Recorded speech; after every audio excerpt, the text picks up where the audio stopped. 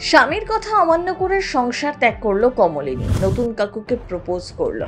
কমলিনীর স্বামী তাহলে আসল ভিলেন? জলকে বিয়ে করবে স্বতন্ত্র, নতুন কাকুর বিয়ে এবার হবে। কি হতে চলেছে আগামী পর্বে দেখুন। বেশ চলছিল কমলিনী আর নতুন ঠাকুরপোর স্বর্গীয় প্রেম, কিন্তু তার মাঝেই হঠাৎ এসে হাজির কমলিনী পুরনো বর চন্দন, যাতে বেজায় চটেছে দর্শক। এদিকে পুরনো বর ফিরে আসাতে নতুন ঠাকুরপোর ঘরে কমলিনীর যাওয়া প্রায় বন্ধ হয়ে গিয়েছে। নতুন শুধুই সংসারের দুঃখের সাথী, আনন্দের দিনের সংসারে আর নতুন কাকু আর কোনো জায়গা নেই। চন্দ্র ফিরে আসার খবর পেতে নতুনের বৌদি আর দল এসে উপস্থিত। তাদের চেয়ে খুশি আর বোধহয় কেউ হয়নি। এদিকে কমলিনী তো কিছুতেই এসব আর সহ্য করতে পারছে না। বাধ্য হয়ে কমলিনী শাশুড়িকে বলে তিনি যেন তার ছেলেকে বলে সংসারের দায়িত্ব নিতে। এসবের মধ্যে আর কমলিনী নিজেকে জড়াতে চান না এবং মুক্তি পেতে চান। কিন্তু কমলিনীর হাবভাব দেখে একেবারেই সুবিধের লাগে না শাশুড়ি। তবে তিনি বৌমার কথায় বিশেষ পাত্তা দেন না। ঠাকুরমশাইকে দেখে সমস্ত নিয়ম কানুন জানার কথা বলেন। পরের দিন কথা মতো ঠাকুরমশাই আসেন নতুন করে বিয়ের বিধান দেওয়ার জন্য।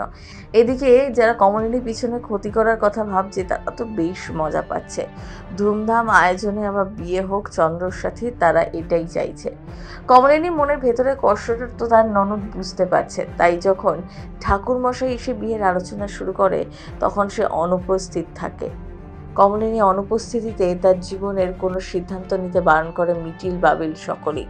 কমলিনী আচার আচরণ একেবারেই বদলে যায় তার স্বামী ফেরার পরে। কুর্চি ডাকতে গিয়ে অনেকবার করে কমলিনীকে বলে নিজের কথাগুলো সকলের সামনে বলতে, না হলে তার উপর জোর করে চাপিয়ে দেওয়া হবে সব কিছু। তার ননদ ভালো মতনই জানে কমলিনী নতুনকে ভালোবাসে, তাই এতদিন পর তার দাদা ফিরে আসায় তাকে মেনে নিতে অসুবিধা হচ্ছে। ননদের কথা মতো কমলিনী নিচে নেমে এসে সকলের সামনে জানিয়ে দেয় তার পক্ষে এই সংসার ধ্বংস করা সম্ভব নয়। একটি অসমবয়সী প্রেম ফুটিয়ে তোলা হচ্ছে আগামী দিনে, যেটা ধারাবাহিকের গল্প সেদিকেই এগোচ্ছে। আর বাকি 5টা ধারাবাহিকের চেয়ে ধারাবাহিক একেবারেই আলাদা। আর যেখানে ধারাবাহিকের লেখিকা লীনা গঙ্গোপাধ্যায়, সেখানে তো আলাদা কিছু হবেই। কমলিনী বরের চরিত্রে সন্দীপ চক্রবর্তীর অভিনয়ের সামনে পজিটিভ হলেও আড়ালে তিনি খলনায়ক বলছেন দর্শকরাও। দর্শকদের কাছে তার উপস্থিতি গলায় কাঁটা ফোটার মতো ফুটছে। চন্দ্র ওরফে সন্দীপের সাথে অপরাজিতার বিয়ে দেখতে একদমই চায় না দর্শক। কিছু দর্শক আবার বলছে বর ফিরে এসছে, তার থেকেও বরের বন্ধু বড় হলো।